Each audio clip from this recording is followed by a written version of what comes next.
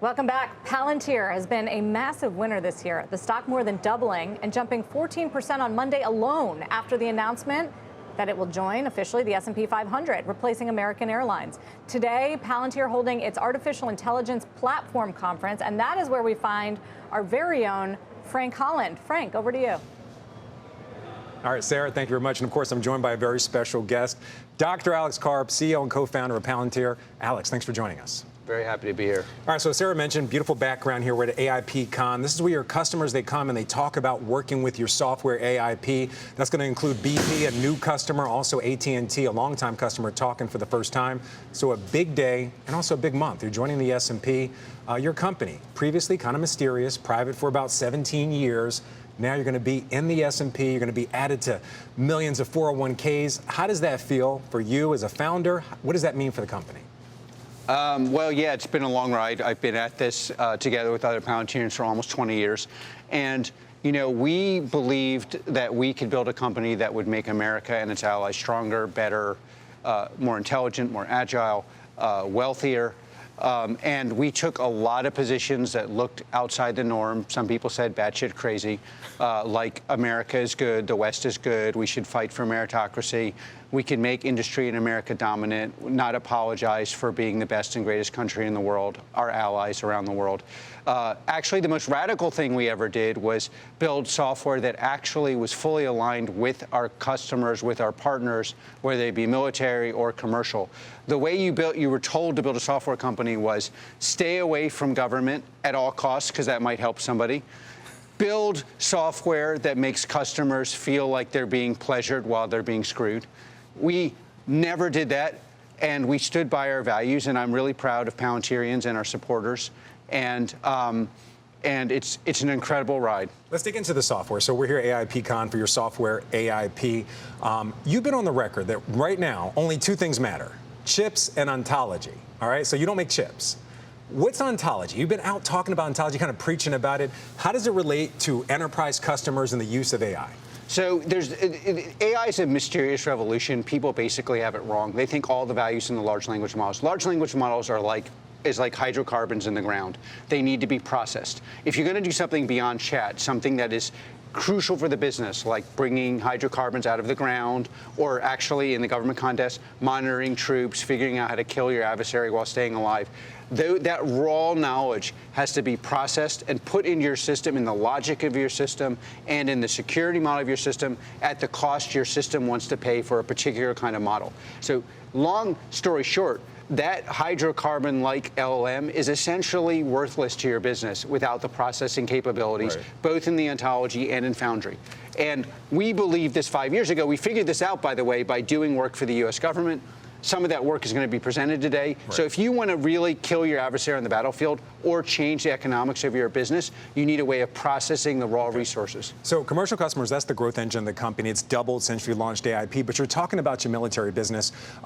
Presidential debate this week, two very different candidates. You've been on the record saying it doesn't matter who the president is, but during the debate, we saw President Trump. He didn't seem committed to the war in Ukraine. You previously worked with ICE. We could see changes in immigration policy. Does this election actually matter for the company now? Well, look, it matters for America. We are a company that embodies people that support both President Trump and Vice President Harris. I'm kind of historically been an unhappy, kind of radical Democrat. I still am.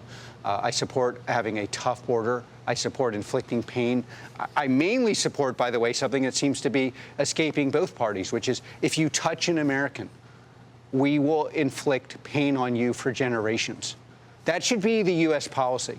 Whether that happens in Gaza, whether that happens in Ukraine, wherever that happens, you cannot touch America. From a business perspective, we've done well under both parties. Our products are superior. We stand by their superiority, and both parties recognize that we have the best products. All right, so we've mentioned incredible stock growth. Looks like you get another boost from joining the S&P. What contracts do you think that Palantir needs, whether it's government work or commercial work? What contracts are you still out there looking to obtain to kind of prove that AIP, your software, is the best in the world, which I know we talked a year ago. You said you were setting out to do that. We're not interested in we show, we don't tell. We believe, our customers, we have 111 partners presenting who believe our products are valuable to them, in some cases transformative to them. We are very focused on product innovation. Part of what AI does is allows you to innovate quicker, and if you have distribution, distribute that innovation quicker. So our main goal is to accelerate product development in all areas: military, manufacturing, government, AI-backed targeting, AI-backed ways of running your business, and then we'll see where we are in a year.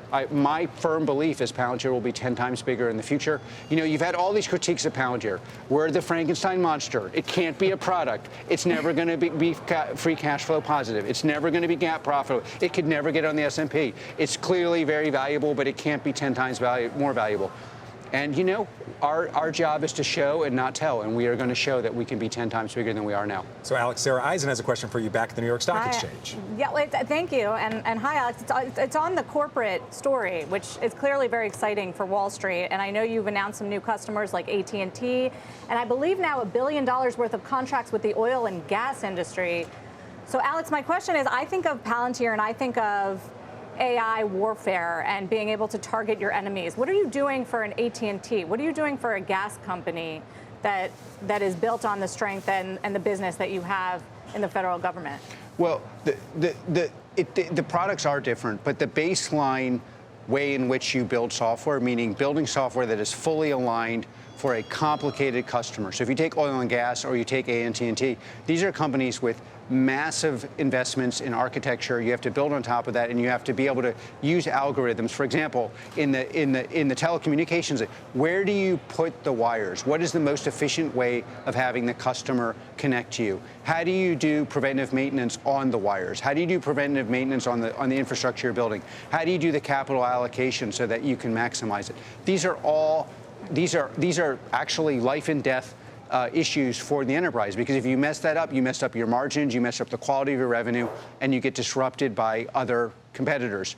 And what Palantir will allow you to do is transform that in a quarter what would have taken you 3-5 years to do. And that's why we have these very loyal, very deep contracts with customers. And by the way, U.S. commercial especially, but also including BP in the UK and other places in the world, is just extraordinarily strong. We've been growing year on year, roughly 70% for 3 quarters. So it's like we are famous for what we've done to help the U.S. and its allies. I'm very proud of that.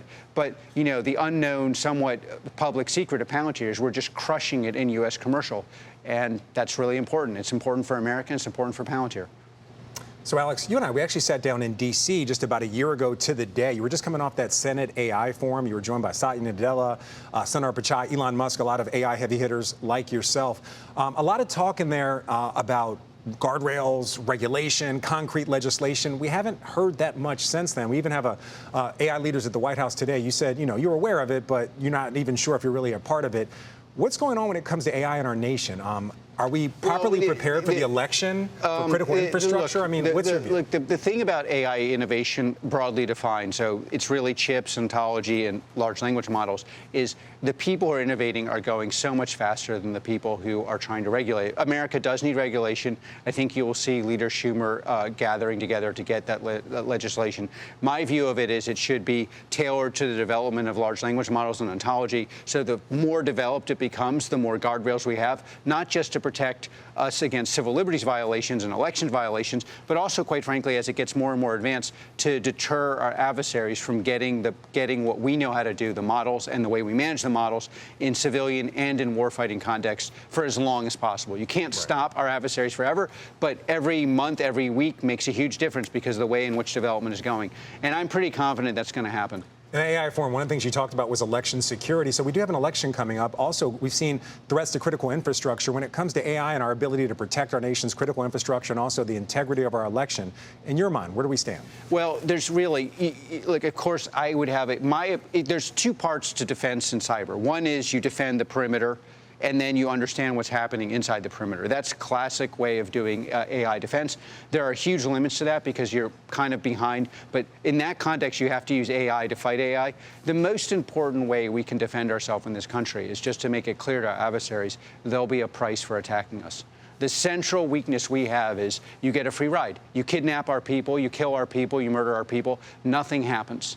If you want to stop interference, either kinetic or physical, you have to impose a price, and that price has to be significant and clear. You know, just in general in foreign policy, we need to talk less and act more. I want to ask very quickly, we have to go. Are you working with the U.S. government when it comes to election security for this election? Our footprint in the U.S. government is so large. I'm sure we're involved in some aspects of this, but it's hard to know. All right, Dr. Alex Karp, co-founder and CEO of Palantir. Carl and Sarah, back over to you.